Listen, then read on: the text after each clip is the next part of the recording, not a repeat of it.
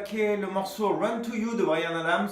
Initialement, il joue avec un capodastre en case 2, mais pour une histoire de pratique, pour ceux qui n'ont pas un capodastre sous la main, joue en accordage standard, enfin sans capot. Donc, qu'est-ce que nous fait ce joli arpège?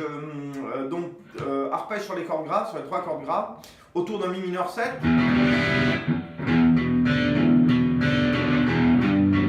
Un espèce de sol, hein, mais comme on joue que les graves, ça pose pas de problème. Et là, on a un La, mais le fait d'avoir la corde de Ré, c'est la carte en dessous, on pourrait dire un La additionné d'une 11e. Donc, je vous décompose l'arpège. Il est foutu comme ça. Vraiment important de gérer les coups médiators. Moi, je fais Ba-Ba-O. Foutez-vous pas de ma gueule. Ba-Ba-O. D'accord? Donc, je fais ça 2 fois. Et je remonte la corde de La et la corde de Mi. Ok, on voit que la corde de Mi, je l'ai reprise vers le bas. En fait, souvent dans mes arpèges, la note la plus aiguë, je la joue en remontant, la note la plus grave bien sûr en bas. Donc je ne respecte pas le côté systématique de l'aller-retour, c'est pour aller plus vite. Par exemple, si je faisais Ba, Ba, Ba, là sur les 3 cordes, ça éloignerait ma main, pour le dernier coup, des basses, enfin des cordes que je dois refaire. Donc là, ça remonte ma main, prête à redémarrer. Ok, pour la deuxième partie, donc je refais la première peut-être. Donc,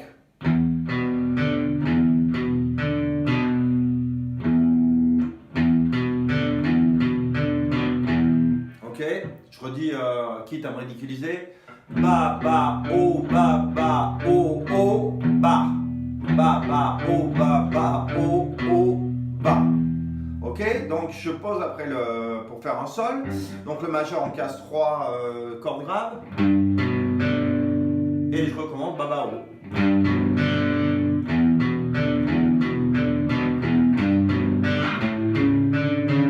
Et même arpège, en fait, me découper sur 2 accords, c'est-à-dire Ba, Ba, O. Ba, Ba, O, Ba.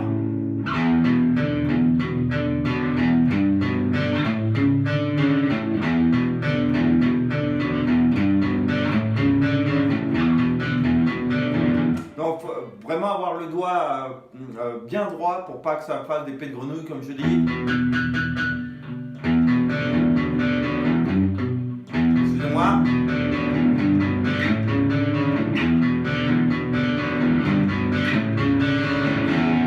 Donc voilà ce que ça donne. Donc c'est l'introduction. En même temps, nous avons un petit bout de solo.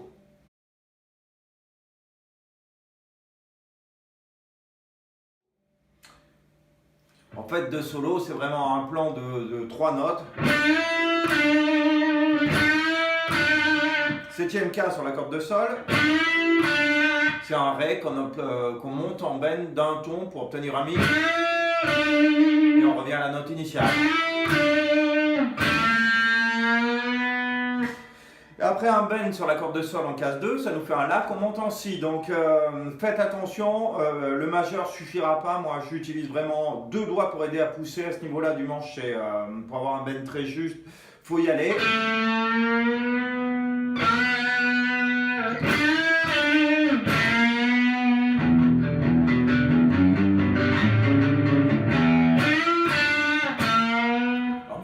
C'est en même temps que l'arpège, donc c'est 2 guitares différentes. Mais si vous êtes à 2 gratteux, vous pourrez vous amuser à ça. Donc voilà, ça c'est le couplet, le riff d'intro, le couplet, plus un petit plan d'intro.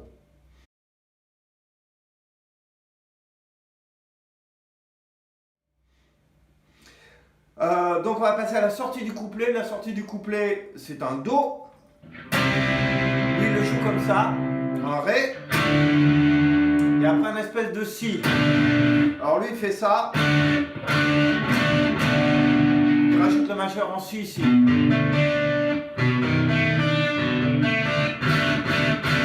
On pourrait faire ou un accord indrix ou alors juste ça.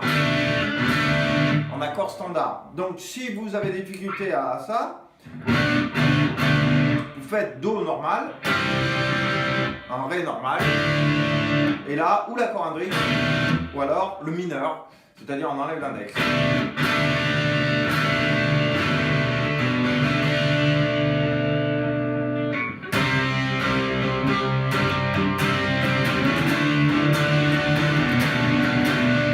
Version 1, version 2.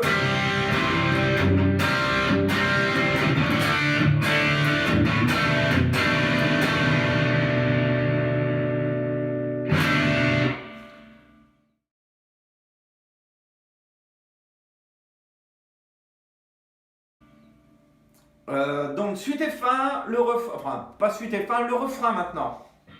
Mi mineur, sol, ré et la. Mi mineur, sol, ré, la.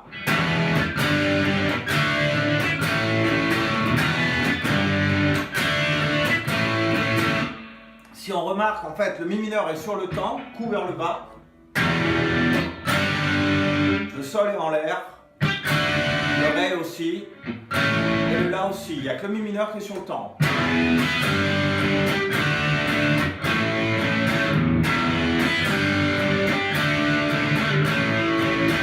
Je le refais au ralenti, un peu moins fort.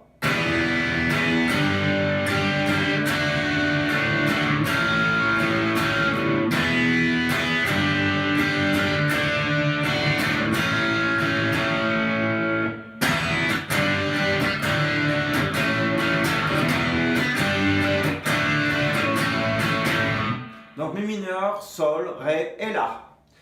Donc vous arrivez au bout, rendez-vous pour le pont.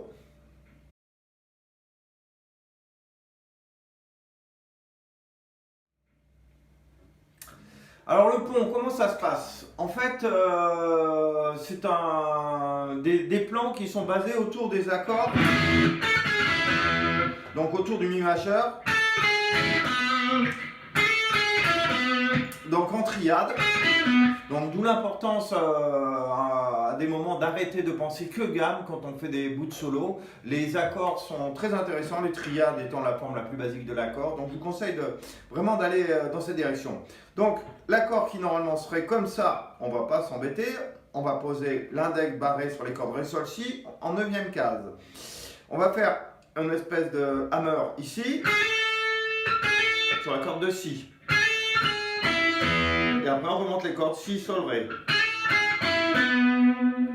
En vibrant bien la dernière note. 1,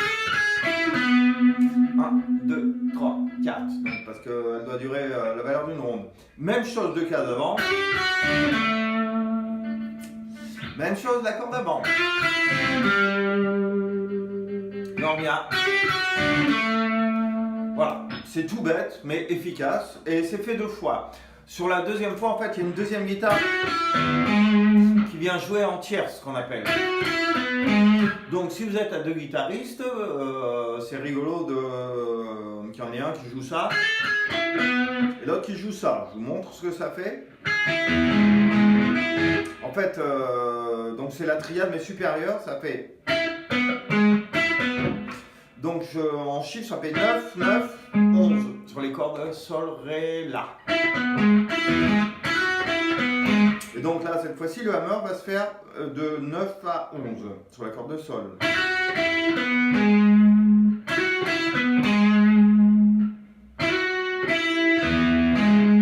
Donc vous intercalez ça, enfin vous reculez de 2 cases. Et vous revenez au milieu. On peut essayer de faire les deux en même temps, ça fera ce genre de son.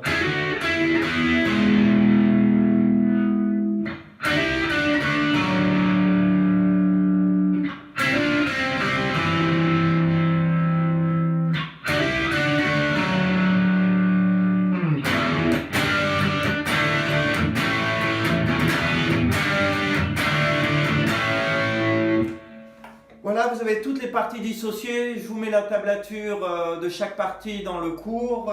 Bon courage à vous, c'est simple. J'espère que ça fait passer la pilule des triades ouvertes, le plan de Steve Morse de l'autre fois. Travaillez bien, on y croit, on va bientôt sortir de cette galère. Ciao!